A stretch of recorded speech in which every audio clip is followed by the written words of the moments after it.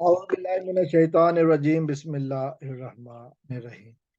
Faisal Pakistan versus Zaheer Ahmad case کے حوالے سے بات کریں گے، اور کل 19 جنوری کا دن تھا جو کہ ایک اہم دن مانا جا رہا تھا اس کیس کے لیے، اور ایک مرتبہ پھر عدالت کی طرف سے فیصلہ نہیں ہوا، لیکن ایک مزے کی بات جو سامنے آئی جس کے اوپر میں بات کروں گا، جو کہ شاہد حسین اور شاہد ثقلین صاحب نے رپورٹ کیا کہ عدالت کے اندر، کمرہ عدالت کے اندر کیا ہوا۔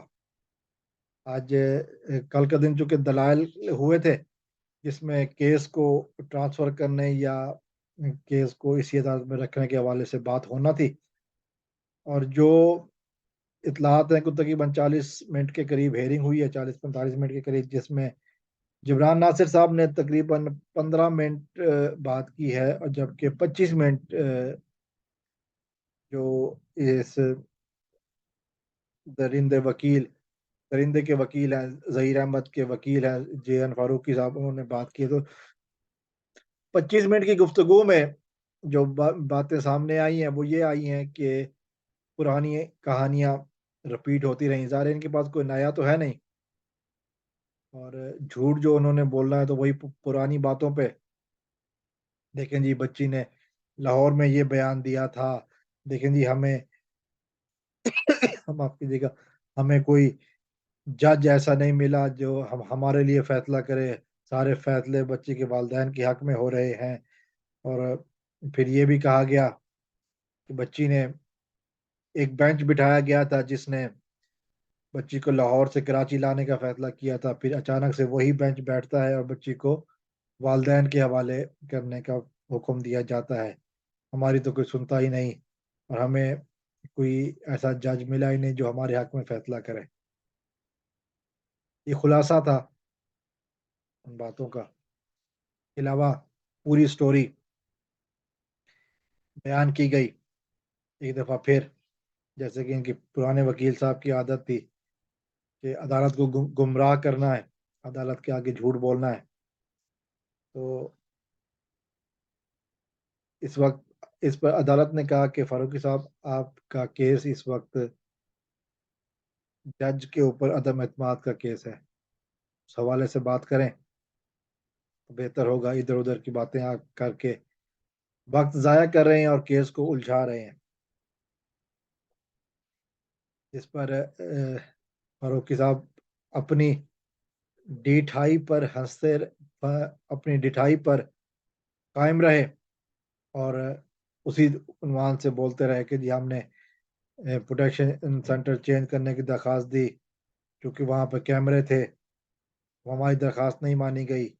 ہم نے بچی سے ملاقات کی درخواست دی تو کہا گیا کہ چائلڈ پروٹیکشن سینٹر سے رپورٹ آئے گی، لیکن جب والدین نے بچی کی حوالگی کی بات کی تو کہا گیا کہ بچی کا کنسنٹ مانگے گے، اور اس طرح کی وہ باتیں کہ جو عام بندہ سنے تو یقیناً کہہ کے لگا کے ہنسے کہ یہ کس بیوقوف انسان کو کالا کوٹ پہنا کر وکیل بنا دیا گیا ہے۔ میری عادت نہیں ہے کہ میں الفاظ بگاڑوں یا نام بگاڑوں یا کچھ اور اگزامپل دوں، جیسا کہ مختلف جگہوں پہ کہا جا رہا تھا، لیکن سوال یہی ہے کہ ایک ہی ڈگڈگی کب تک بجے گی، یا یوں کہوں کہ میٹھا میٹھا ہپ ہپ کڑوا کڑوا تھو تھو، یہی بات کی جا سکتی ہے کہ جو چیز پسند آئے، وہ جو جس جج کا فیصلہ پسند ہے، جب تک جج کے فیصلے ہماری مرضی میں ہوتے رہیں وہ جج صحیح ہے، اور جب جج کا فیصلہ مرضی کے خلاف ہو تو اس کے اوپر عدم اعتماد کر دو۔ جبران ناصر صاحب نے اپنے دلائل میں یہی کہا کہ یہی وہ عدالتیں تھیں جنہوں نے ان مجرمان کی 14 دنوں کے اندر ضمانتیں لے لی تھیں، ضمانتیں قبول کر لی تھیں۔ اس وقت تو ان کو عدالتوں پر اعتراض نہیں ہوا، اس وقت تو کسی نے نہیں کہا کہ یہ عدالتیں صحیح نہیں ہیں، چونکہ ان کو ضمانتیں مل گئی تھیں۔ اور آج جب بچی کو والدین کے ساتھ بھیجا گیا ہے تو یہ اعتراض کر رہے ہیں اور کہنا یہ چاہ رہے ہیں کہ جب تک ہماری مرضی کا جج نہیں آتا ہم اعتماد نہیں کریں گے، یعنی کہ صرف اپنی مرضی کے ہی فیصلے لینا چاہتے ہیں۔ بہرحال یہ جج صاحب نے کہا کہ اگر آپ کے پاس کچھ اور کہنے کو ہے تو ضرور کہیے، لیکن وہ پھر وہی باتیں پرانی کہ جی یہ ہوا اور وہ ہوا تو یہ ہو گیا اور وہ ہو گیا، یعنی کہ عدالت کو گھمانے کی کوشش۔ اب ٹرائل کورٹ کے ساتھ ساتھ پھر ہائی کورٹ پر کے ججز پر بھی عدم اعتماد۔ پھر یہ ہو سکتا ہے کہ کچھ عرصے کے بعد اگر بات سپریم کورٹ تک جاتی ہے اور وہاں سے اگر ان کی حق میں فیصلہ نہیں آتا، یہ وکیل صاحب سپریم کورٹ پر بھی عدم اعتماد کا اظہار کریں گے۔ اس کے بعد ظاہر ہے کہ آگے کون سی عدالت بچتی ہے، کیا سپریم کورٹ کے پاس اس قسم کے کیس سننے کا وقت ہے؟ عدم اعتماد ہوتا رہا ایسے ہی، پھر کہاں تک جائیں گے؟ وکیل صاحب کیوں بھاگ رہے ہیں آپ عدالتوں سے؟ وکیل صاحب یہی وہ عدالت تھی جس نے آپ کے کلائنٹ کو 14 دن جیل میں گزارنے کے بعد ضمانت دے دی تھی، پھر ابھی ناقابل اعتماد کیسے ہو گئی؟ یہی وہ عدالت تھی جس نے آپ کے کلائنٹ کو ابھی تک ضمانت پہ رکھا ہوا ہے، ابھی تک ضمانت دی ہوئی ہے، حالانکہ اتنی سنگین دفعات لگی ہوئی ہیں، پھر ناقابل اعتماد کیسے ہو گئی؟ یہی وہ عدالتیں تھیں جنہوں نے مجرم ظہیر کے حق میں فیصلے دیے، مگر مہدی علی کاظمی نے کہا کہ جی مجھے ابھی بھی عدالتوں پر اعتماد ہے۔ پھر آپ کیوں بھاگ رہے ہیں؟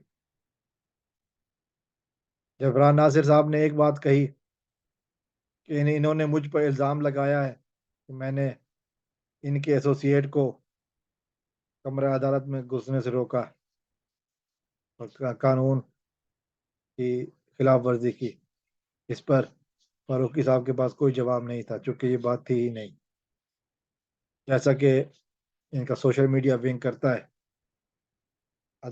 کمرہ عدالت کے باہر یہ بہت کچھ بولتے ہیں، جب سچ بتانے کی باری ہوتی ہے تو کچھ بھی نہیں۔ پھر سچ کیوں نہیں نکلتا؟ اس وقت آپ کی سٹی کہاں گم ہو گئی تھی؟ کیوں آپ خاموش ہو گئے تھے؟ کیوں آپ آپ کو ملے ہوئے 25 منٹوں میں آپ نے پچھلی کہانیاں تو سنائی لیکن عدم اعتماد کی وجہ نہیں بتائی؟ اور پھر عدم اعتماد کس بات کا ہے؟ ضمانتیں تو آپ کے کلائنٹس کی ہوئی ہیں اتنے سنگین دفعات کے باوجود، تو پھر بھاگ کیوں رہے ہیں آپ؟ آپ کا سوشل میڈیا ونگ تو کہتا ہے کہ ہم چاہتے ہیں کہ ٹرائل جلدی ہو، تو پھر آپ بھاگ کیوں رہے ہیں؟ عدالتوں سے آپ بھاگ رہے ہیں۔ یوٹیوب پہ ٹرائل نہیں ہوتے، عدالتوں میں ہوتے ہیں، قانون کے سامنے ہوتے ہیں۔ پھر ہمت کیجیے وکیل صاحب، دیکھتے ہیں کہ کب آپ میں ہمت آتی ہے، ورنہ جو باتیں آج مختلف یوٹیوبرز نے کی ہیں، یقیناً میری عادت نہیں ہے کہ میں نام بگاڑوں یا حلیے کے اوپر بات کروں۔ سوچ لیجئے کیا کہ کس قسم کے آپ انسان ہیں، کہ آپ کا کام صرف جھوٹ بولنا ہے؟ کیا آپ کے بچے نہیں ہیں؟ کیا آپ کی بچیاں نہیں ہیں؟ آپ کی ایسے تو لگتا ہے کہ آپ دادا نانا ہوں گے، بچے ہیں آپ کے؟ بتائیے گا ضرور۔ والسلام علیکم ورحمۃ اللہ۔